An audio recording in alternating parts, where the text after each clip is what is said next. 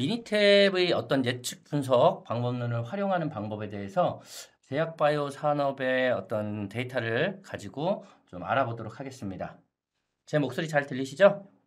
오늘 이야기 드릴 내용은 세 가지 주제를 가지고 이야기를 하고자 합니다. 그래서 회귀 분석, 우리가 가장 많이 쓰는 예측 방법으로 회귀 분석, 그리고 우리가 이제 회귀 분석의 어떤 특별한 케이스인 우리가 그러니까 약에 대한 유효성 기간을 우리가 예측, 평가하는 안정성 연구, 평가라고도 하고 연구라고 하던데요. 이 부분하고 요즘 빅데이터 하면 많이 그 이슈가 되는 방법론이 머신러닝 방법론이잖아요. 그래서 머신러닝 방법 미니탭에서 제공하는 이제 몇 가지 머신러닝 방법론들이 있는데 그 중에서도 카트라는 방법론을 이용해서 우리가 어떻게 활용할 수 있는지 알아보도록 하겠습니다.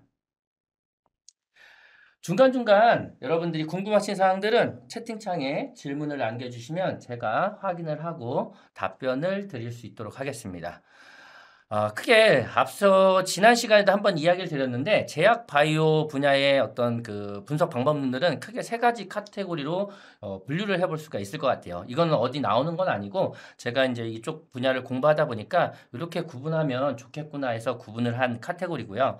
처음 우리가 웨비나 첫 범에 시작했던 비교 분석 쪽, 우리가 보통 이 비교 분석 쪽은 그 시판 허가기가 뭐 식약청이라든지 미국 FDA 라든지 뭐 그 어디죠? 유럽 쪽 이런데 EMA 같은데 우리가 허가를 받기 위해서는 어떤 통계적인 어떤 유효성을 입증해야 되는데 그때 많이 쓰이는 방법론들이 비교 분석론에 대한 방법론입니다. 그래서 이제 우월성 검정이라든지 비혈등 검정이라든지 동등성 검정인지 그런데 이 세 가지 검정 방법 모두가 T 검정을 기반으로 여러분들이 어떤 효과에 대한 유의성을 평가한다는 것입니다. 그 다음에 예측 부분이 있는데 예측 부분은 여러분들이 이제 회귀 분석, 안정성 연구, 평가, 머신러닝 방법론들이 있어요. 그래도 이 회귀 분석이나 안정성 평가, 머신러닝 방법론들은 어떻게 보면 자기 어떤 결과 변수라는 변수들이 결과 변수에 영향을 미치는 입력 변수들을 이용해서 어떤 수식의 형태로 도출해서 그 모형을 가지고 우리가 예측하는 방법이라면 여기는 나와 있지 않지만 또 다른 예측 방법으로 시계열 분석이라는 게 있습니다. 시계열 분석이라는 방법은 다른 변수의 도움을 받지 않고 본인의 어떤 과거 데이터를 이용해서 미래를 예측하는 방법입니다. 그래서 시계열 분석이 많이 쓰이는 영역이 금융 부분이에요. 금융이나 보험 쪽. 예. 아닙니다. 신뢰성 분석이랑 안정성 연구랑은 완전히 다른 개념입니다.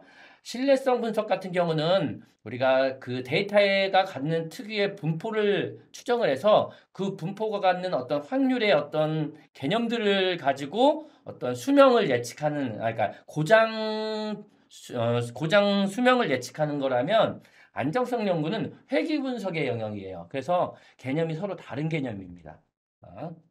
오늘 이따 들으시면 어떻게 다른가 이해하실 수 있을 것 같아요. 그런 방법이 있고요. 그 회귀 분석은 우리가 가장 일반적으로 많이 쓰이는 예측 분석 방법입니다. 그래서 우리는 회귀 분석을 하기 위해서 뒤에도 알아보겠지만 Y는 fx 형태의 어떤 수위적 모델링을 이용해서 예측하는 방법이죠. 그 여기서 조금 안정성 평가라는 거는 조금 특별한 케이스예요. 이 회귀 분석을 하는데 회귀 분석에 어떤 변수들만 고려하냐면 시간과 배치라는 두 가지 변수를 고려한 회귀 분석을 여러분들은 안정성 연구라고 이해를 하시면 될 것 같아요. 그래서 뒤에 요 다음 장에 여러분들 이제 공별량 분석 많이 좀 혼동되는 공별량 분석, 회귀 분석, 안정성 연구가 어떻게 다른지 어떤 공통 분모가 있는지 이런 것들을 알아보도록 하겠습니다. 그리고 머신러닝 방법론들이 있습니다.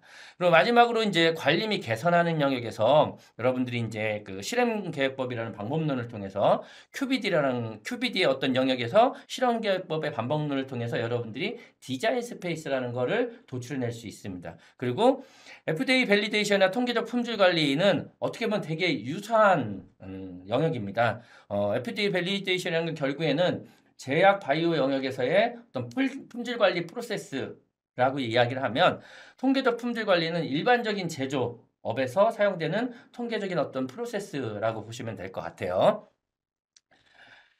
본 내용에 들어가기에 앞서 여러분들이 조금 혼동되는 부분들을 조금 이야기 드리려고 하는데요. 공별량 분석이라는 걸 많이 나올 거예요. 안정성 분석할 때, 배치 간의 차이가 없는 것을 공별량 분석을 통해서 확인한 후, 배치 간의 차이가 없다면, 홀 가능성 시험이라는 걸 통해서 그 시간이라는 데이터를 가지고 전체 시간이라는 데이터를 가지고 안정성 평가를 수행한다. 이런 것들이 나옵니다.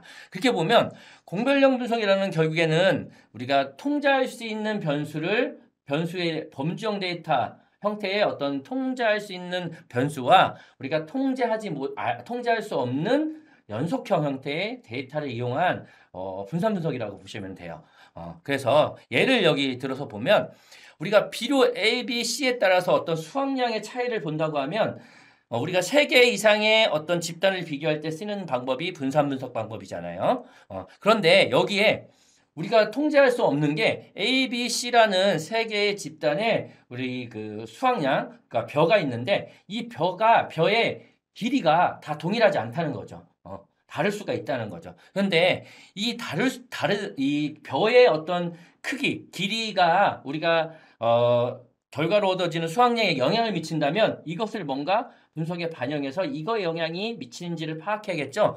여기서 통제할 수 있는 어떤 작물의 크기, 벼의 크기를 우리는 공변량이라고 이야기합니다.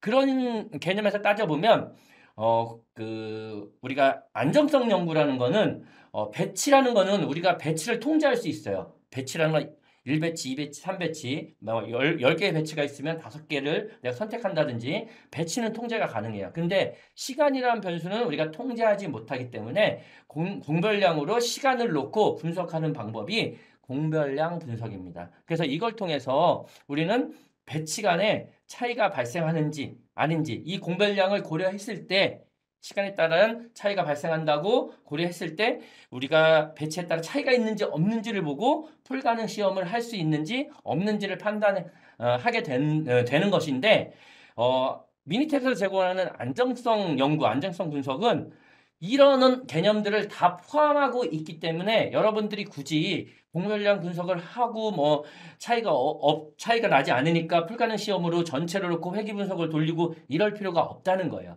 그래서 안정성 분석의 데이터만 우리가 변수만 정의하고 분석을 수행하면 여러분들이 이런 가이드에 나와 있는 사항들을 모두 고려해서 그에 적합한 결과를 제공해 준다는 겁니다. 그거에 대해서는 제가 지금 이렇게 말로 설명하는데 이해가 조금 부족할 수 있으니까 뒷부분에 대해서 제가 3개의 분석한 결과를 가지고 비교를 해서 좀 보여드리도록 하겠습니다.